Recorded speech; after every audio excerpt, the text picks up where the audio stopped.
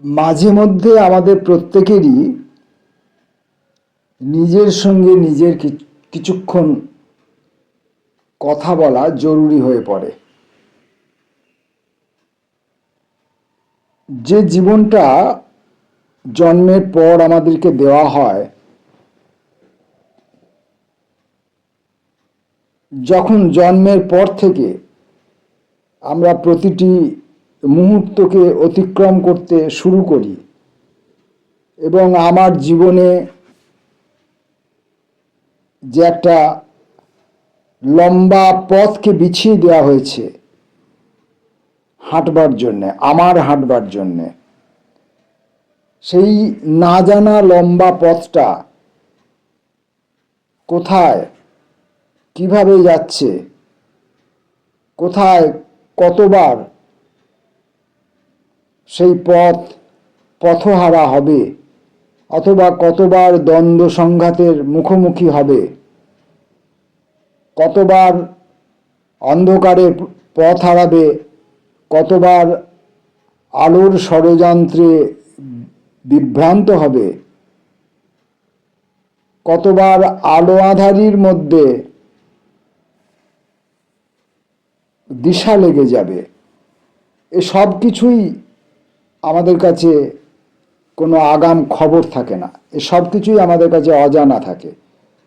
যেন রিমোটের দ্বারা চালিত হয়ে জন্মের পর মুহূর্ত থেকে আমরা সেই প্রত্যেকের জন্য নির্ধারিত নির্দিষ্ট অনির্দিষ্ট পথটির দিকে চলতে শুরু করি। ধীরে ধীরে যখন আমাদের পায়ে দৃঢ়তা বাড়ে, আমাদের অস্থিমজ্জায় শক্তি আসে, যখন আমাদের পেশিগুলি ক্রমশ পুরুষ হয়ে ওঠে, এখানে আমি নারী পুরুষ নির্বিশেষে সকলেরই শারীরিক ক্ষমতাকে বোঝাবার জন্য পুরুষ হয়ে ওঠে কথাটা বলেছি, শুধুমাত্র পুরুষের জন্য নয়। তখন আমাদের মনে হয় যে এই যে আমি রাস্তা হাঁটছি, এটা আমি আমার নিজের ইচ্ছায় হাঁটছি। আমি ইচ্ছে করলে হাঁটছি, ইচ্ছে করলে বসছি। এই যে রাস্তাটা আমি হাঁটছি, এ রাস্তা আমি বেছে নিয়েছি। আমি ইচ্ছা করলে রাস্তা পরিবর্তন করছি। এই প্রত্যয় তখন আমাদের মধ্যে কাজ করে, এই দৃঢ়তা তখন আমাদের মধ্যে কাজ করে। এখন যখন আমি নিজের সঙ্গে নিজে কথা বলতে বসি, ইদানিংকালে, সারা জীবনই বসেছি, নিজের সঙ্গে নিজে কথা বলেছি অনর্গল। দিনে 24 ঘন্টার মধ্যে অন্তত 12 ঘন্টা আমি নিজের সঙ্গে নিজে কথা বলি।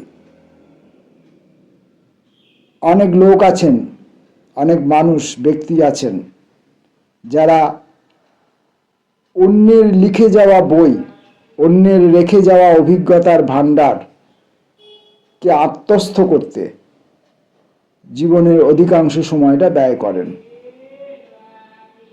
অনেক মানুষ আছেন যারা অন্যের ফেলে যাওয়া পথের উপর হাঁটতে হাঁটতে নিজের জীবনের অধিকাংশ সময়টাকে ব্যয় করেন।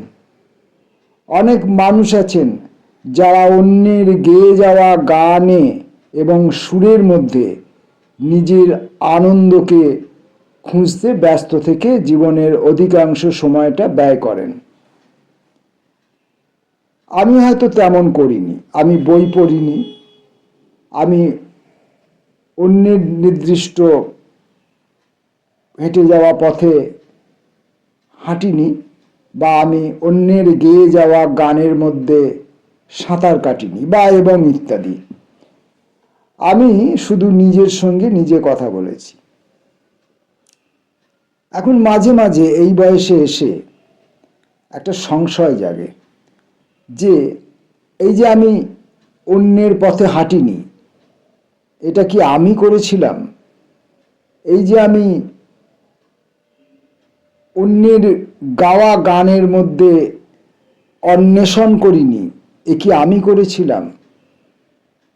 অথবা এই যে আমি নিজের সঙ্গে নিজে কথা বলেছি, এর সম্পূর্ণ কৃতিত্ব কি আমার, বা সামান্যতম কৃতিত্বও কি আমার, অথবা এটা কি কোনো কৃতিত্বের বিষয়? এইসব প্রশ্নের মুখোমুখি দাঁড়াতে হয় নিজেকে, একা একা, গভীরে, গোপনে, আড়ালে। একটা সময় মনে হতো যারা প্রবীণ ব্যক্তি, যারা জীবনের অধিকাংশ সময়টাই শেষ করে ফেলেছেন, তাদের দিকে তাকিয়ে ভাবতাম যে এত বড় একটা জীবন পেলেন এনারা, জীবনটা কোন কাজে তারা ব্যয় করলেন, কি করেছেন তারা, তাদের কৃতকর্ম কি?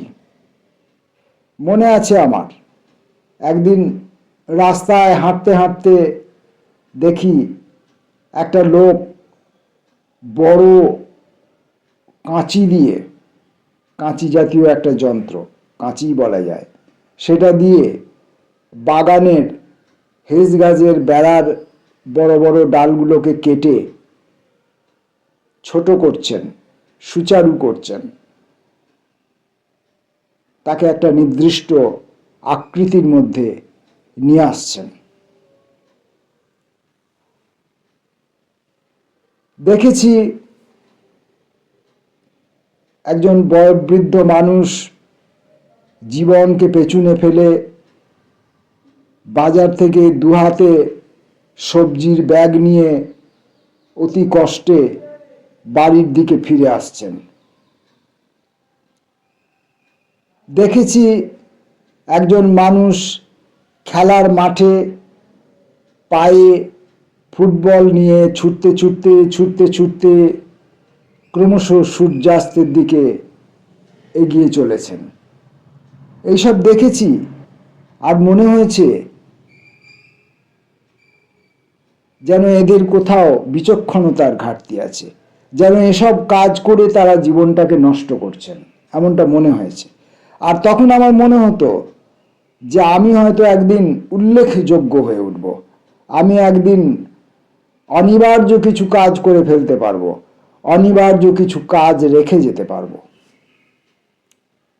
আজকে আমি যখন নিজের দিকে তাকাই, তখন স্পষ্ট বুঝতে পারি আমি সেই লোকটি, বাজার থেকে দুহাতে সবজির ব্যাগ কিনে অতি কষ্টে কাঁধের এবং কনুয়ের এবং হাতের কবজির ব্যথায় কাতর হতে হতে বাড়ি ফিরে আসছি।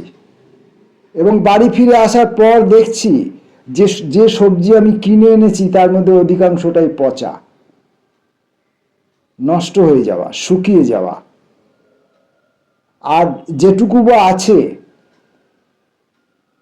সেটুকুর মধ্যে কৃত্রিম ওষুধ, কৃত্রিম সার ইত্যাদি দিয়ে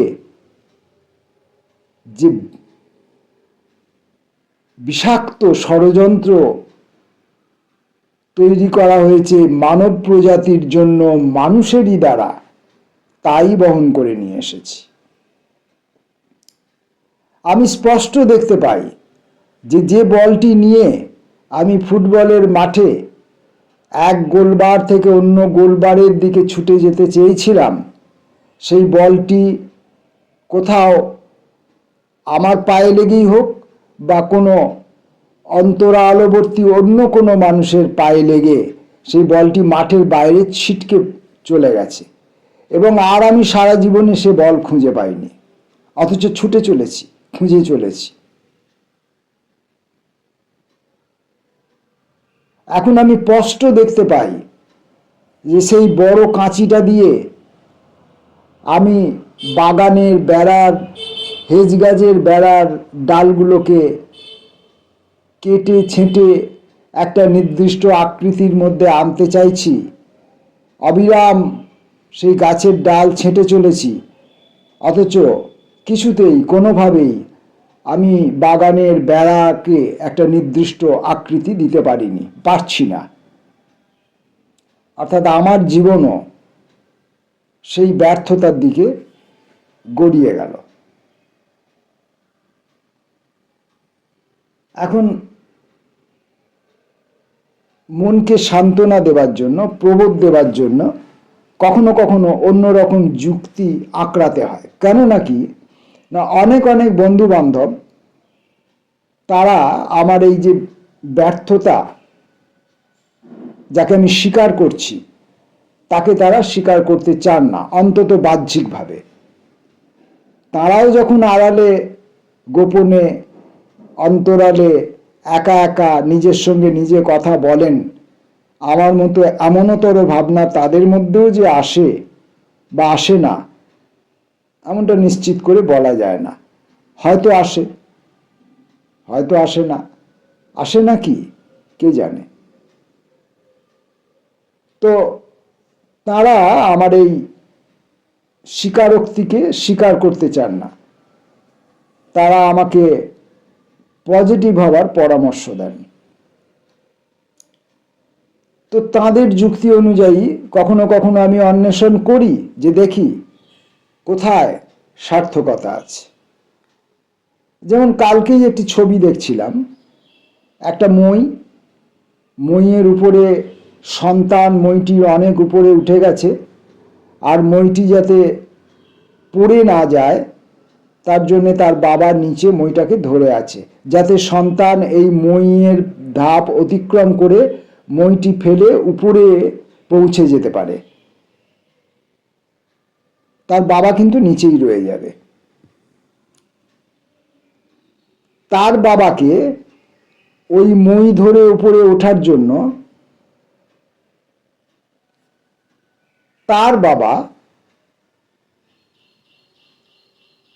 আজ তিনি যেখানে দাঁড়িয়ে আছেন সেখানে পৌঁছতে সাহায্য করেছিলেন, এতটুকুই।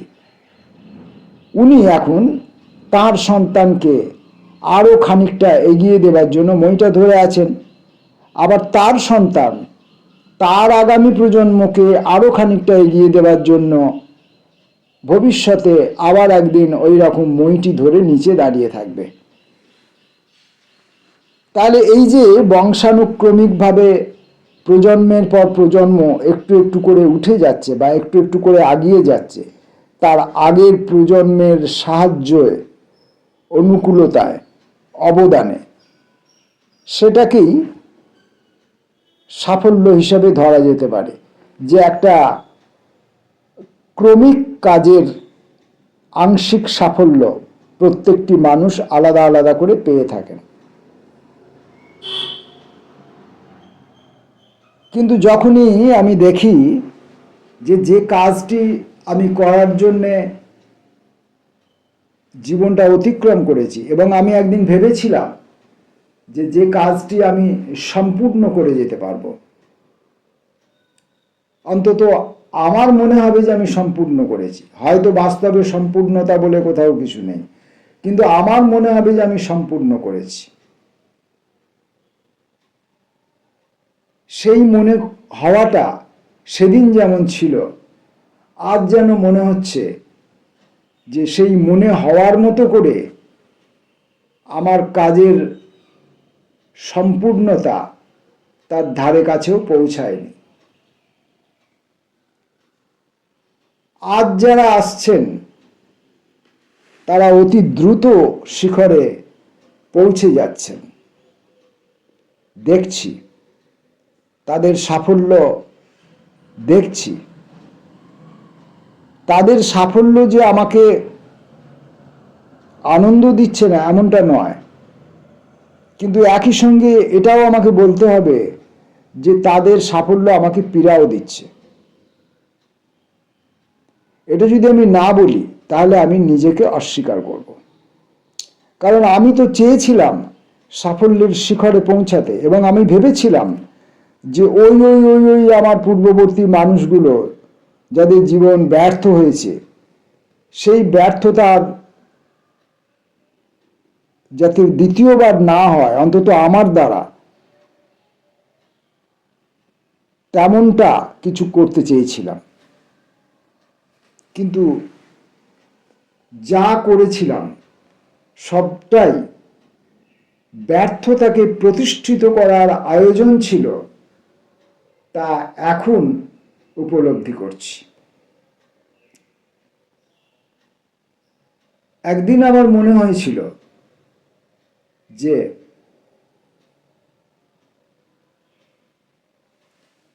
ওই সেই সুকান্তের ভাষায় যে এই পৃথিবীকে আমি শিশুর বাসযোগ্য করে যাব। কিন্তু এখন এই বয়সে এসে দেখছি শুধু আমি কেন, আমরা সকলেই এই পৃথিবীকে আরো বেশি করে অবাসযোগ্য করে তুলেছি আগামী শিশুদের জন্য। তাই এই সময়ের যারা তরুণ প্রজন্মের, নবীন প্রজন্মের যারা ছেলেমেয়েরা, তারা যেখানে যেখানে যা যা সাফল্য অর্জন করছেন, সেই সাফল্য দিয়ে তারা যদি সুকান্ত ভট্টাচার্যের সেই কাঙ্ক্ষাকে সত্যে রূপান্তরিত করতে পারেন, তাহলে তাদের পরবর্তী প্রজন্ম হয়তো একটা বাসযোগ্য পৃথিবী পাবে। তবে এখন এই মুহূর্তেও দাঁড়িয়ে সমাজে, সংস্কৃতিতে, রাজনীতিতে, শিক্ষায় কোথাওই সেরকম উদাহরণ দেখা যাচ্ছে না। যেটা দেখতে পাচ্ছি সেটা হচ্ছে ব্যক্তি মানুষের সাফল্য, এবং সেই সব ব্যক্তি মানুষের সাফল্যগুলিও আবার অর্থনৈতিক প্রাপ্তি অপ্রাপ্তির নিরিখে ধার্য হচ্ছে। কে কতটা প্রতিষ্ঠানে প্রতিষ্ঠিত হচ্ছে, কে কতটা নাম যশের অধিকারী হচ্ছে, কে কতটা সঙ্গীত, সাহিত্য, নাটক, শিল্পকলা, রাজনীতি, খেলাধুলা, বিজ্ঞান চর্চা এবং ইত্যাদিতে নিজেকে উল্লেখযোগ্য করার জন্যে, বিশেষত ওই আবার বলছি অর্থনৈতিকতার নিরিখে কে কতটা প্রতিষ্ঠা অর্জন করছে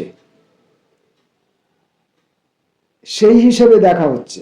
কিন্তু যে প্রতিষ্ঠা হয়তো শুধুমাত্র ব্যক্তিগত সাফল্যের নিরিখেই ধরা থাকছে, কারণ তার সেই প্রতিষ্ঠা কখনোই পাশাপাশি মানুষগুলোকে আলো দিচ্ছে না, পাশাপাশি মানুষগুলোকে সাহায্যের জন্য হাত বাড়িয়ে দিচ্ছে না।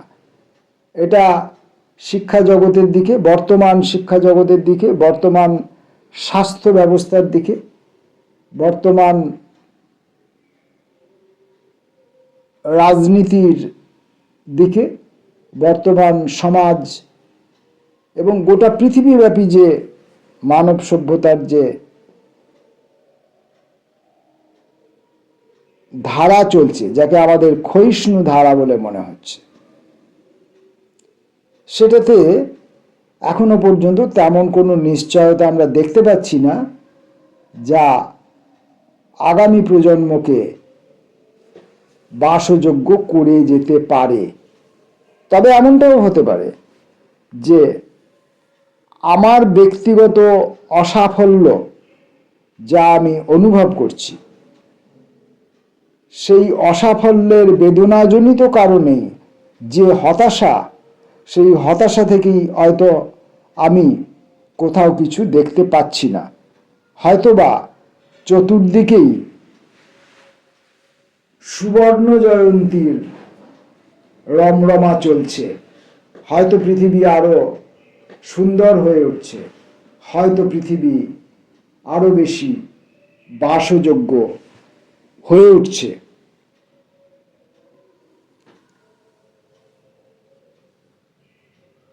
এখন আমি যখন একটা গাছ লাগাই, আমি দেখেছি এর আগে আমি যত যত গাছ লাগিয়েছি, তাদের পরিচর্যা করেছি, সেই সব গাছ লাগানো এবং পরিচর্যা করা কোনোটি সেই গাছগুলিকে বেঁচে থাকতে এবং বেড়ে উঠতে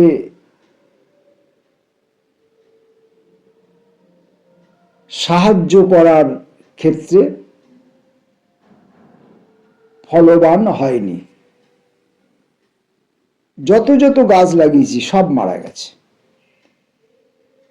আজকে আমি যখন নতুন একটা গাছের চারা এনে আবার নতুন করে তাকে বসাবার আয়োজন করছি, তখন আমার ভেতরে ওই যে পূর্ববর্তী যে অসাফল্যের অভিজ্ঞতাগুলো কাজ করছে এবং বর্তমানে যে কাজটি আমি করতে চলেছি, যে গাছটিকে আমি বসাতে চলেছি, সেই অসাফল্যের বেদনা তাকে শুরু থেকেই দংশন করছে।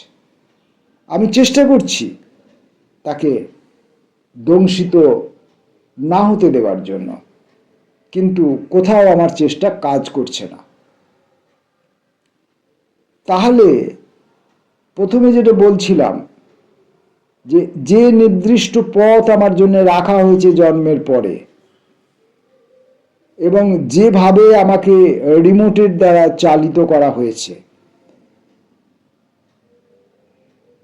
সেটা অন্য কোনো একজন ব্যক্তির দ্বারা অথবা এই টোটাল সামাজিক পরিবেশ, রাষ্ট্রীয় পরিবেশ, সম্পূর্ণ পৃথিবীর যে আবহমণ্ডল, মানুষের দ্বারা তৈরি হওয়া আবহমণ্ডল, ইতিহাসের দ্বারা তৈরি হওয়া আবহমণ্ডল, বিভিন্ন রকমভাবে যে তৈরি হওয়া আবহমণ্ডল, সেই আবহমণ্ডলই হয়তো সেই রিমোট, যে রিমোটের দ্বারা আমাকে পরিচালনা করা হয়েছে।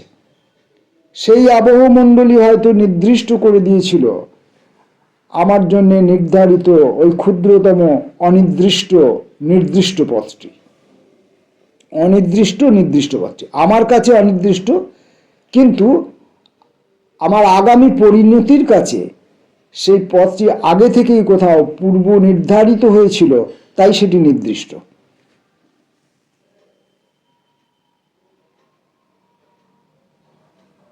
তাই আলো জ্বালাতে হবে বলে আলো জ্বালাই, কিন্তু আলো জ্বালাবার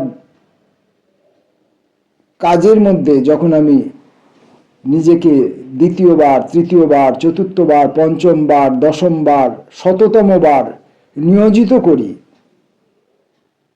সেই প্রথমবার আলো জ্বালাবার যে উৎসাহ আমি পেয়েছিলাম, সেই উৎসাহ কিন্তু ক্রমশ একটু একটু একটু একটু করে কমতে কমতে কমতে কমতে আজ অন্তিমে এসে পৌঁছেছে।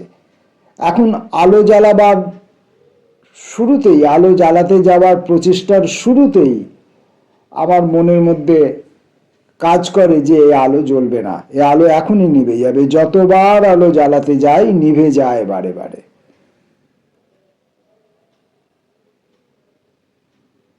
এই পরিণতি যেন কোথাও থেকে পূর্ব নির্ধারিত হয়ে আছে।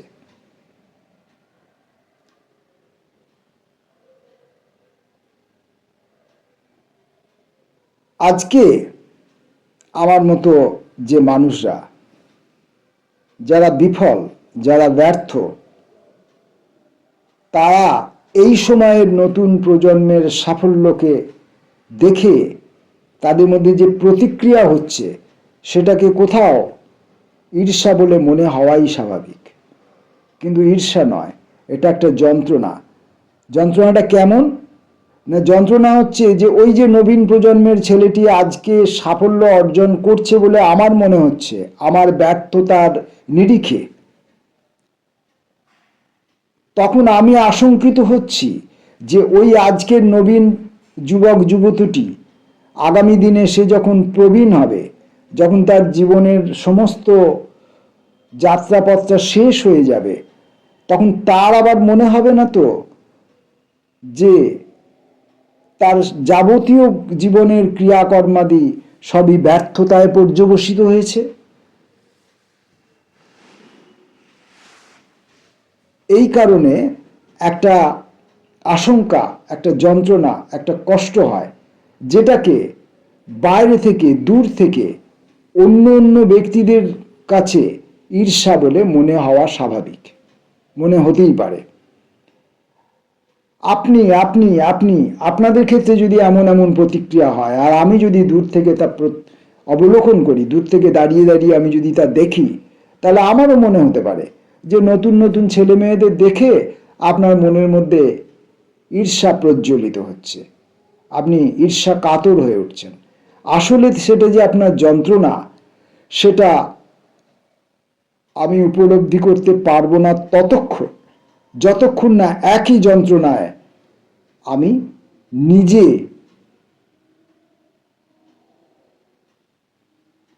দংশিত হব।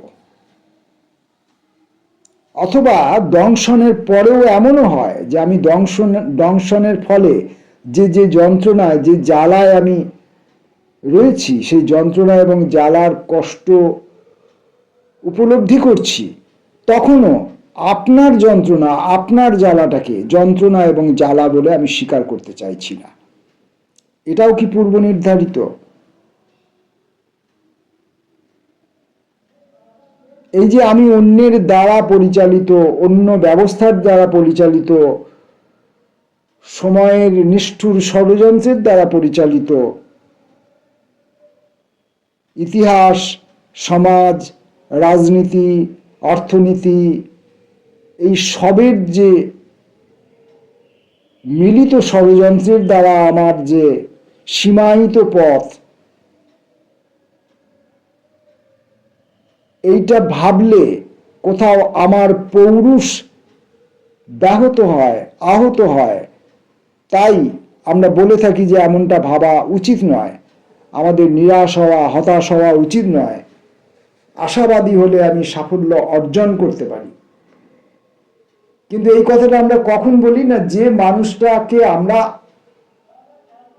আংশিকভাবে সফল মনে করছি বা সাময়িকভাবে সফল মনে করছি, সেই মানুষটাকে উদাহরণ হিসেবে টেনে বলছি, দেখো এই আশাবাদী ছিল তাই সাফল্য অর্জন করেছে। কিন্তু ওই মানুষটা যখন জীবনের শেষে পৌঁছাবে, তখন তার দিকে তাকিয়ে দেখতে হবে যে তিনি জীবনের প্রথমে চাঁদে গিয়েছিলেন, মঙ্গলে গিয়েছিলেন বা অন্যান্য গ্রহে উপগ্রহে গিয়েছিলেন, কিন্তু তার জীবনের উপান্তে এসে তিনি প্রত্যক্ষ করছেন যে তার পরবর্তী প্রজন্মের ছেলেমেয়েরা কয়েক আলোকবর্ষ দূরে কোথাও পৌঁছতে পেরেছে।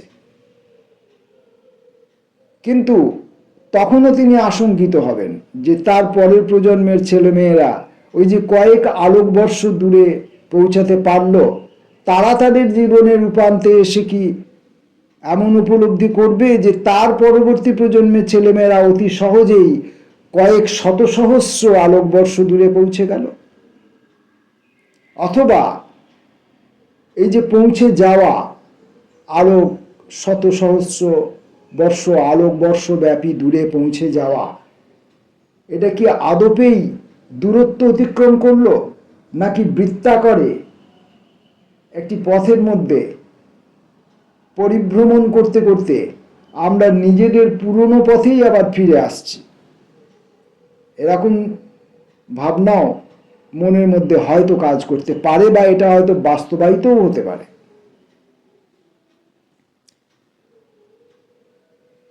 এবং ইত্যাদি নানান জটিল কথা আমি স্ক্রিপ্ট করে নিয়ে বসি না।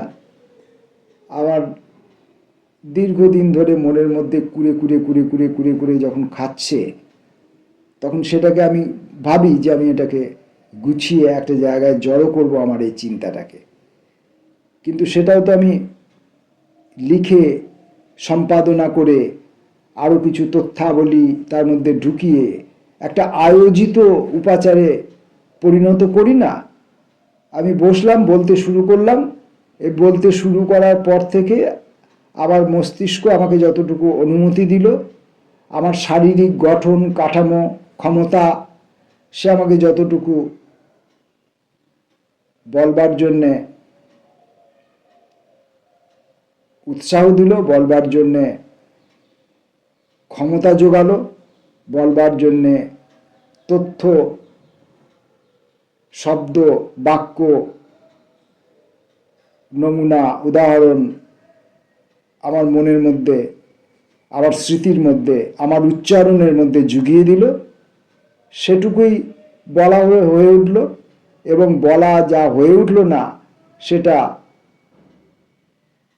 অসীম অসীম। এই মহা সৃষ্টির 99.9999999% নাকি শূন্য। কোনো বস্তু নেই, কোনো জড় পদার্থ নেই, কোনো জড় প্রাণ নেই তো বটেই। প্রাণটা এখনো পৃথিবী ছাড়া আর কোথাও আবিষ্কার করা যায়নি, যেটাকে আমরা প্রাণ বলছি। আদপে এটাও প্রাণ কিনা মাঝে মাঝে সংশয় হয়। তো মহাশূন্যের এই 99.99999% যেখানে শূন্য, পূরণ হয়ে ওঠেনি, সেখানে আমার এই ভাবনা চিন্তার, আমার বলতে চাওয়ার, আমার অভিজ্ঞতার, আমার যন্ত্রণার, আমার উপলব্ধির বোধকে উপস্থাপিত করতে পারার অংশটি যে 0.9999999 এবং ইত্যাদি শতাংশ হবে, সেটাই স্বাভাবিক। এমন আরও কিছু বাজে কথা বলবার জন্যে আরও একদিন বাজে কথার প্রলাপের মধ্যে এসে বসব। আজ এই পর্যন্ত।